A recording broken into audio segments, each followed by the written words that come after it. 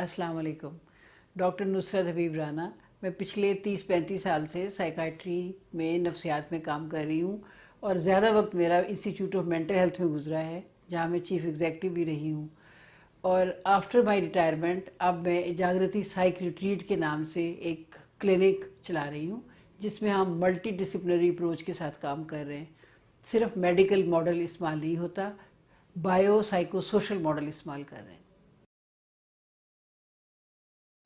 Psychiatry और psychology में ये फ़र्क है कि जो साइकोलॉजिस्ट है वो एक तरह से साइकाइट्रिस्ट के लिए हमारे लिए एक लेबोरेटरी का काम करता है। एक तो वो असेसमेंट करता है, टेस्ट जो हैं मुख्तलिफ वो परफॉर्म करता है, वो करके उसको पेशेंट को डायग्नोज करता है, उसके इश्यूज़ निकाल के लाता है कि पास्ट में इसके क्या ट्रॉमाज रहे हैं, क्या इश्यूज़ रहे हैं, क्या प्रॉब्लम रहे हैं। बहुत सारे साइकोलॉजी के स्कूल ऑफ थॉट्स हैं, यूंगियन है, फ्रॉइडियन है, साइको एनालिटिकल है, अब कॉग्निटिव बिहेवियर थेरेपी है। इन सब के लिए टेस्ट हैं जो कि साइकोलॉजिस्ट परफॉर्म करते हैं। इसके बाद वो थेरेपी भी देते हैं। हम साइकाइट्रिस्ट का ज़्यादातर काम है मेडिसिन देना, तो ये बायो साइको सोशल मॉडल के तहत साइकोलॉजिस्ट और साइकाइट्रिस्ट काम करते हैं। मेडिकल जो मॉडल है, जो मेडिसिन प्रिस्क्राइब करना है, जो साइकेट्री के बायोलॉजिकल इश्यूज़ हैं जिसके साथ उसकी जेनेटिक्स बाज़ दफ़ा इशू होती है, या और बहुत सारे बायोलॉजिकल चेंजेस ब्रेन में जो आती हैं, उसकी वजह से जो साइकेट्रिक इशू होते हैं उसको साइकेट्रिस्ट डील करता है। पाकिस्तान में मूड डिसऑर्डर बहुत कॉमन है। उसकी एक बड़ी वजह यह है कि यहाँ कज़न मैरिजेस होती हैं, और तो एक ही तरह के जो क्रोमोसोमल और जेनेटिक इश्यूज़ हैं वो बार बार रिपीट होते हैं।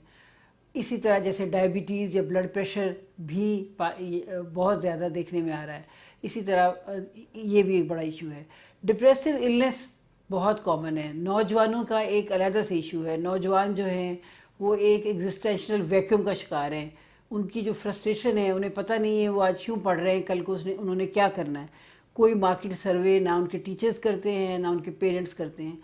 पढ़ाई टारगेटेड नहीं होती, तो एक लेवल पे जाके वो डिसअपॉइंटमेंट्स का शिकार हो जाते हैं। तो उनको समझ में नहीं आती, जैसे लाइफ में कोई मीनिंग नज़र नहीं आता, तो फिर वो मायूसी की तरफ चले जाते हैं, जिसको वो डिप्रेशन कह देते हैं। That is not depressive illness. Depressive illness एक बायोकेमिकल बीमारी है जिसके अंदर बायोकेमिकल चेंजेस ब्रेन में आती हैं, उसके एनवायरमेंटल फैक्टर्स के अलावा भी लो मूड हो जाता है, उसको हम डिप्रेशन कहते हैं, जो असल में डिप्रेसिव इलनेस है। लेकिन मायूस होना, पैनिक एंग्जाइटी होना, एमलेसनेस होना, कोई समझ में नहीं आ रहा है कल को क्या करना है, दिन को सोते रहना, रात को उठे रहना, सोशल मीडिया पे बहुत ज़्यादा आइसोलेशन एलियनेशन का शिकार रहना, ह्यूमन इंटरेक्शन में भी बहुत कमी हो जा रही है।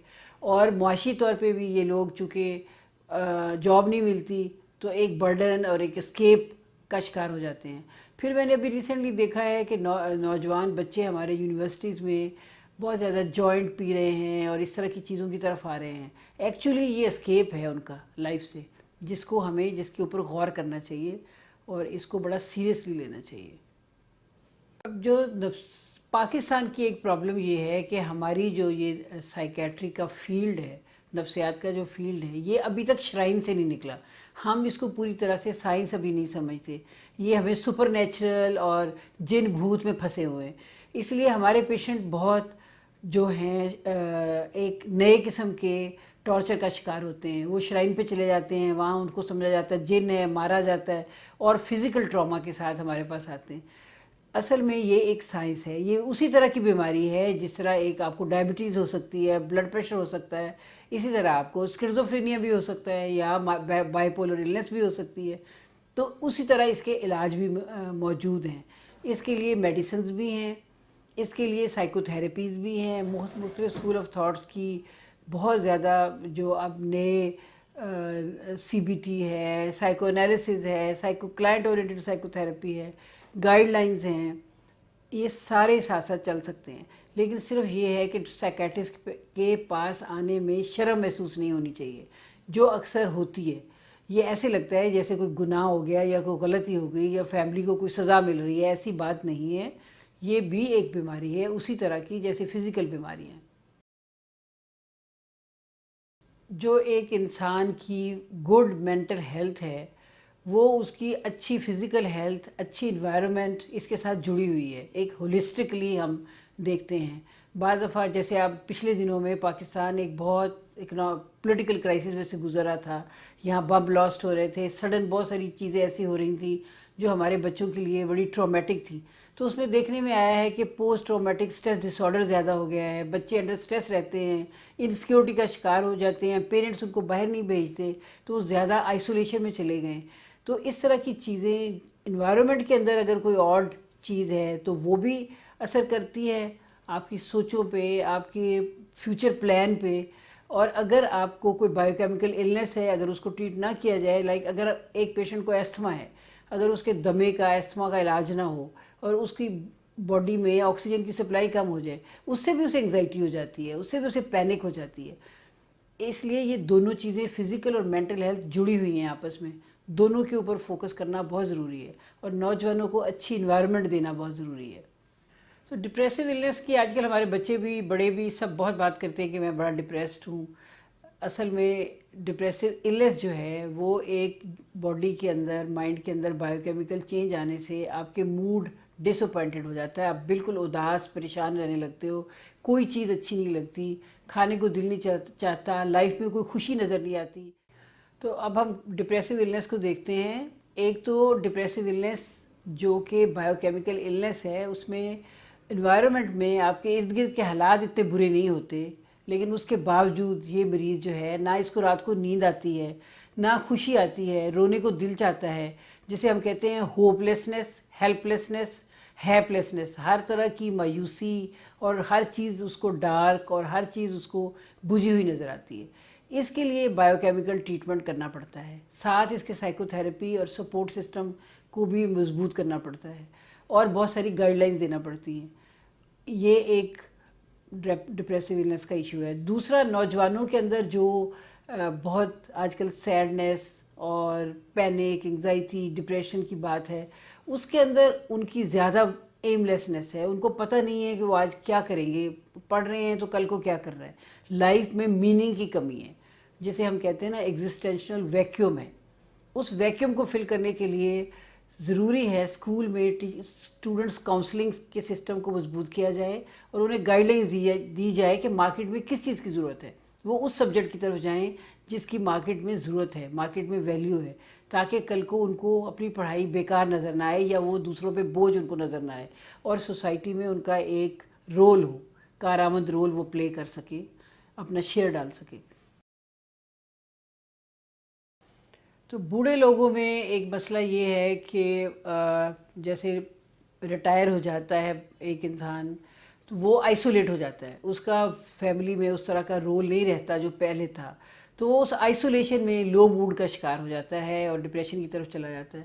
پھر یہ کہ اولڈ پیپل، ہمارے ہاں اپنے بوڑھے لوگوں کے لیے بہت سارے اس طرح کی پلیسز نہیں ہیں، اس طرح کی انسٹیٹیوشن نہیں ہے جہاں جا کے یہ اپنا ٹائم گزار سکے، پازیٹیو ایکٹیویٹی میں رہ سکیں۔ تو وہ کیا ہوتا ہے کہ ان کو لگتا ہے کہ وہ بیکار ہو گئے اور بوجھ بن گئے ہیں فیملی پہ، اس وجہ سے بھی وہ ڈپریشن کا شکار ہو جاتے ہیں۔ پھر کچھ لانگ فزیکل النیسز ہیں جو ان کے موڈ کو لو کر دیتی ہیں۔ اس کا طریقہ یہی ہے کہ گھر میں ان کو ہر وقت انوالو رکھنا چاہیے، کوئی نہ کوئی کام، بچوں کے ساتھ ان کی انوالومنٹ ہو سکتی ہے، بچوں کو کہانیاں سنائیں جو بڑا مسنگ ہے بچوں کے اندر۔ آج کل ہمارے بچوں کے اندر پرانی چیزوں کو اگر کوئی زندہ رکھ سکتا ہے یا ہمارے کلچر سے ان کی واقفیت کرا سکتا ہے تو وہ ہمارے بزرگ ہیں۔ ان بزرگوں کو ایسا رول دیا جا سکتا ہے جو وہ بیکار اپنے آپ کو فیل نہ کریں اور ڈپریشن کا شکار نہ ہوں۔ چھوٹے بچوں میں ڈیولپمنٹل ڈس آرڈر کافی اب کامن دیکھنے میں آ رہے ہیں۔ اس کی وجہ شاید ہماری فوڈ ہے، یا چینج ہے، یا انڈرسٹینڈنگ آف دیز ایشوز ہے، کیونکہ آٹزم اور جسے ہم کہتے ہیں ہائپر ایکٹیویٹی ڈس آرڈر، یہ ساری چیزیں جو ہیں یہ دیکھنے میں آ رہی ہیں، جس کو نہ اسکول سمجھ رہا ہے نہ گھر والے سمجھ رہے ہیں، تو وہ ان کو ڈانٹ ڈپٹ کرتے ہیں، ان کو ایک ضدی بچہ سمجھ کے ان کو ڈیل کرتے ہیں۔ میرا خیال ہے کہ ان کے لیے ضروری ہے کہ اسکول میں جو سائیکالوجسٹ ہیں، جو کاؤنسلرز ہیں، وہ شروع سے ہی ان کو اسیس کریں اور دیکھیں۔ اگر کوئی آٹسٹک بچہ ہے، یا کسی کو ہائپر ایکٹیویٹی ڈس آرڈر ہے، یا کوئی مینٹلی ریٹارڈڈ ہے، یا ایپیلیپٹک ہے، کوئی بھی ڈیولپمنٹل ایشو کسی بچے میں ہے، اگر اس کو ٹارگٹ کر لیا جائے اور اس کا ساتھ ساتھ ٹریٹمنٹ ہو جائے تو وہ بچہ جو ہے وہ ایک ضدی بچہ یا ایک ڈھیٹ بچہ نہیں بنے گا، وہ ٹھیک طرح سے چل سکے گا۔ دوسری بات یہ کہ اسکولوں میں ان بچوں کے لیے اسپیشل کلاسز نہیں ہیں، وہ بھی ہونی چاہیے۔ میرے خیال کچھ اسکولوں نے بھی شروع کیا ہے۔ ان کو ضروری نہیں ہے کہ نارمل طرح سے ہی ان کو پڑھایا جائے، اب ان کے لیے بہت ساری ٹیکنیکس ہیں پڑھانے کی، تو ان سب کے اوپر بھی ہمارا فوکس ہونا چاہیے۔ نوجوانوں کے لیے میرا مشورہ ہے کہ اپنی زندگی میں ہمیشہ ڈھونڈیں کہ وائی وی آر ہیئر، ہم یہاں کیوں ہیں اس وقت، اور ہم نے کیا کرنا ہے۔ لائف کے میننگ ہونے چاہیے، سوسائٹی میں آپ کا رول ہونا چاہیے، اور آپ بہت رول پلے کر سکتے ہو۔ آپ کو پتہ ہے کہ پاکستان ایک ایسا ملک ہے جہاں زیادہ نوجوان ہیں، اور نوجوانوں نے اس ملک کو آگے لے کے جانا ہے، چلانا ہے۔ اپنے آپ کو بیکار نہ سمجھیں، اور دن کو صبح جلدی اٹھیں، اپنے بایولوجیکل کلاک کو فالو کریں، انٹر ایکشن میں رہیں، دوستوں سے ملیں، فرینڈ سے، ٹیچر سے ملیں، اور ہمیشہ ایم لیسنس کا شکار نہ ہوں، ایم فل رہیں، اور اپنے لیے ایک ٹارگٹ بنائیں اور پھر اس کو اچیو کرنے کی کوشش کرتے رہیں۔